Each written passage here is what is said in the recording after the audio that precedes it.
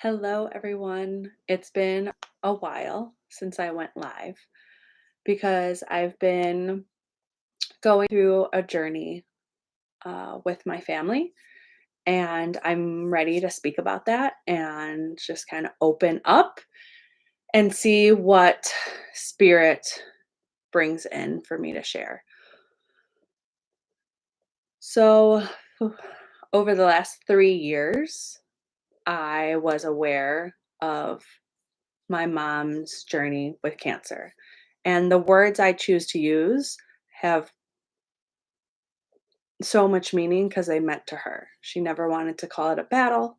She never wanted to call it a fight because she knew it was her body and she wanted to support it.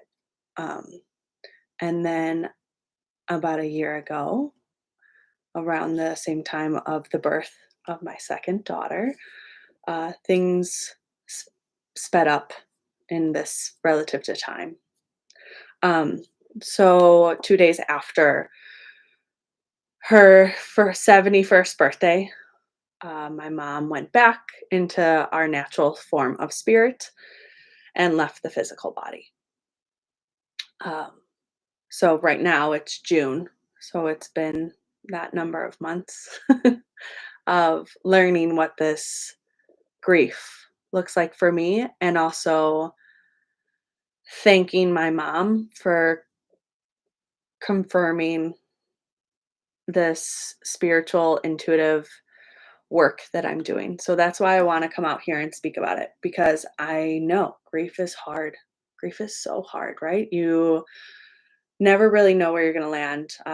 One thing that's really stuck with me is a therapist um, compared it to being a tornado, right? There's these different stages of grief, and you never know where you're going to touch down from day to day, but also from moment to moment, right? You never know if you're going to be in acceptance or in rage or processing, and that's okay. And I really think we should all start talking about that more to make it normal because it's a part of life. Death is a part of life, just like birth is a part of life. And that's also what I want to touch on, right? In 1 year, at the age of 33, I got to experience birth and the most amazing birth. Both births were incredible. This is my second child, but this one I got to do at home, painting, enjoying birth, having it be a relaxing, beautiful experience. And then in that same year, see someone transition out of the physical. Um, and I've had many conversations with my mom about the path and, making sure I was ready to share this when I was ready. But I do feel like it is time now for me to share how, yes, this has been so hard because you're always gonna miss the physical that that person was, but even when you lose someone, they're still with you because 'cause they're with you in spirit, and that's why it's so important for us all to start connecting to our clear senses and how we communicate with spirit. There's so much more than just seeing ghosts. There's so much more than just communicating with the dead. This is a form of communication through our sensations in our body, through what we hear, see, touch, feel, smell, taste. There's so much more, and we're all doing this. It's how much awareness are you bringing to it and how much practice. So, I just really want to encourage everyone to start exploring your clear senses. Start realizing the magic that there is all around us in every moment. You get to decide, is everything magic or is it not? So you might be watching this and thinking, okay, that sounds great, but where do I start? So I didn't put too much plan into this. I just knew I was ready to speak about it, but I'm feeling guided to hold space. And in this moment, if one thing lights you up, if one thing's exciting, ooh, I'm gonna go Google this, right? You can search for something in a second or two and have some guidance. "Ooh, there's been this book I've been wanting to read, this teacher I've been wanting to study under." Follow that excitement. That, in its most simple form, is your intuition. So that means it's your whole system communicating with you. Your higher self, your spirit guides, your loved ones, everything communicating in this realm that we're calling intuition. And if you're sitting there like, I don't know what intuition is, beautiful, beautiful, because you get to decide. You get to decide what it is for you. So maybe pause this for a second and write down, what is intuition to me for right now? Because you're opening the door up for more awareness. You're opening up to see how brilliant you already are. And you're holding space. I also want to give an update about Awaken Innate Healing and everything that's going on. So it's been a beautiful journey and it's been hard, but I'm being guided. So in January, I had the pause button ring loud and clear. Okay, pause. And I said, I'm going to pause for 2 months. Just going to completely pause. I didn't take any bookings. I did sound healing maybe once because I was lit up about that and I knew it was the right thing to do. And I just paused. And sometimes being okay with the fact that we need a pause is the most powerful thing you can do in that moment. And then, and this is why I never say I'm a psychic, because I don't deal in the realm of the future. I like to deal with what's going on right now. What are the messages for right now for my highest good and my highest good only? And I got to be present. I got to be by someone's side as they make the decision to be back in spirit form. And that, all of that we got to do, the 4-hour massages, dancing with spirit, sound healing, all of that is something that I will hold dearly in my heart. And even more so, if it can be more so, the conversations, asking questions, tell me about this story. All of those moments were so beautiful and brought so much love that I'm grateful for. And so back in January, I got this message of 3:30 and I hadn't really made clear what I thought it meant. And for about a year now, I had been looking for a space for Awaken Innate Healing because I knew it was time to have a space for my local community for now because I have big goals and big dreams. My local community here in Illinois to come together and gather in person and support. And so I knew that was something I was looking for. And in March, I believe, um, I surrendered the idea because I had been searching, I had been touring different places, reaching out to different people, and it all felt like I was like dredging through quicksand. And I think it's important to point that out because even living spirit guided, we sometimes want to still force things. Part of human nature, maybe, or maybe at some point you can get past that completely. But for right now, it just feels like it's part of human nature. And so during the solar eclipse, I surrendered. I said, I'm no longer going to do this. I hand it over to you, universe, because I know you have my back. I know you're looking out for my greatest good. And of course, the way spirit delivers, the next morning I woke up to a text from a person, a friend that I used to rent space for sound healing, saying, I've found a space. I want you in it. You got to come see it. And I said, I thought I gave up on this, right? I surrendered this, but I will, it feels exciting, so I will go. I will go and see it. I will reconnect with them because it had been about a year. And I'm so glad I went because we're looking at the space and it's beautiful with an atrium and just beautiful brick and natural light and good bones. And then the person I'll be sharing the space with is the opposite of me, where he's all about the physical, martial arts, everything like that. And then I get to bring in this element of spirit and emotions. And it's so divinely planned. And we were standing outside talking about how we're excited. I had said, I'm going to do this. And I look up and I realize that it's unit 3. So the address is 330, unit 3. And threes have always 33 or threes have been a way I connect with my mom.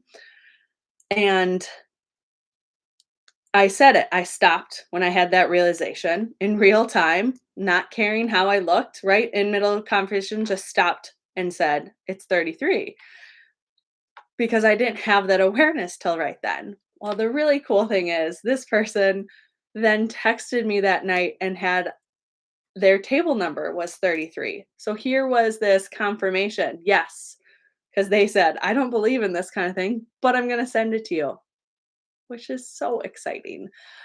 Um, so that is underway, which is amazing. Things that will be offered there are sound healing, circles, one-on-one healing. We're going to have Reiki, bio touch, massage, all of that under one roof. And then most importantly, just a space for community.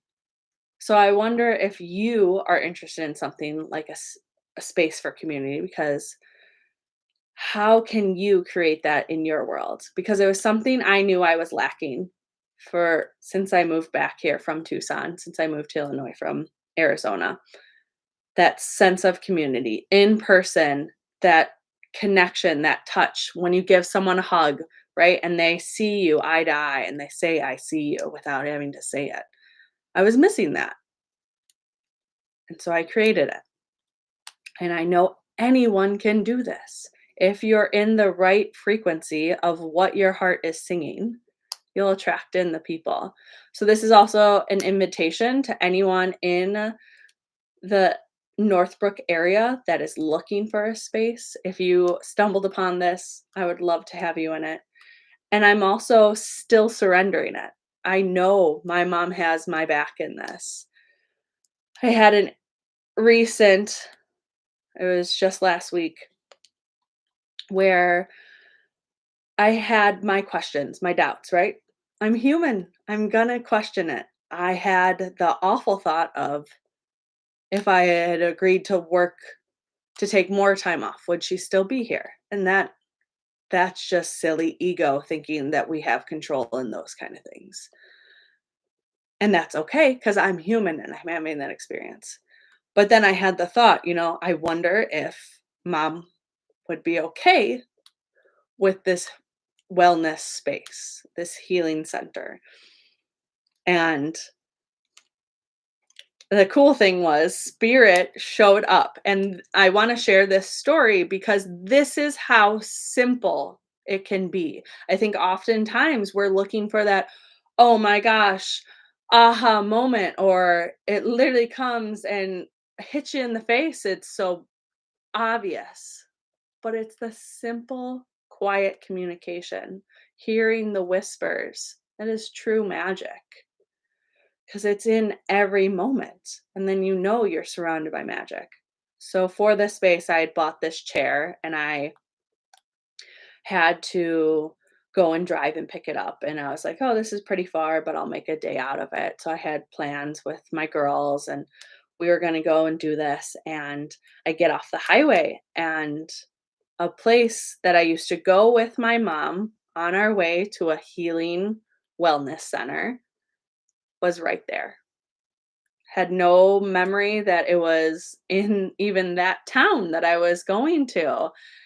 And I just, I got off the highway and I started crying because I was like, "Oh, this is it. This is the confirmation I was looking for." Driving past somewhere, right? It can be that simple if you're paying attention, if you're living awake, spirit guided. And the cool thing was this person that I bought this chair from had many people interested, and I had said, "I want this for my healing space. It's beautiful. It's brand new practically, and I know it's supposed to be there." And so she had 20 something messages and picked me because of where it would be going. But then I had told her, "I think there is more to this. I think my mom guided me to you, if you believe in that kind of thing." And she told me how she lost her dad and, she feels him guiding her. And so we got to have that conversation. It got to be normal to talk about loss, but to still be being guided. And I think that's why I'm on here sharing this. I just had the idea you should go live. And so here I am sharing my update, sharing how simple and beautiful communicating with spirit can be. And to finish that story, I decided, oh, me and my daughters are going to go there. We'll just pick something up and go because it was a place to eat. And then I had to ask her if she wants to stay. And my daughter's 3. And I was like, "Do you wanna stay here or do you wanna go do all these fun activities that I had planned?" And she had been looking forward to, and she said, "I wanna stay." And I had said, "I used to come with you here with Zuzu," and she said, "I know." And she patted my hand and she's still here. And so I think that's also a really important message to raise kids spirit forward, acknowledging that they can talk to spirits and it's not crazy and it's something we talk about. So that's going to be part of what I'm developing right now for myself and hopefully sharing with others of how do you raise children spirit forward, communicating with spirits, talking about spirits. And if the children can still do it, so can we, right? It's so it's okay to send love to your inner child. It's okay to be childlike. And not only is it okay, it's incredible. It's beautiful. And I just hope if you're still watching this, you're ready to continue living spirit guided with the awareness that you are being guided. However that may look for you. Um, I think that's all I wanted to share. So thank you for letting me share my story of my grief. And if you're someone that is going through grief, just know they're listening. It's not crazy to still talk to them. In fact, I think it's so completely normal. And I think that's something that, as a collective consciousness, we're starting to really accept again that it's okay that we continue on with love and nothing else. If you resonate with me, please feel free to comment or reach out. I would love to connect. A big thing that I have in the works is a spirit guided night with mom or a parent or a loved one. I'm not sure if I'll get that recorded or if it'll just be in person, but it's time. And I've done one so far, which to get to do to get to dance and sing with my mom again around a fire with my mind's eye, everyone should get to experience. So, stay tuned. Keep listening to your intuition and keep bringing awarenesses to how you're being guided by spirit. In so much love.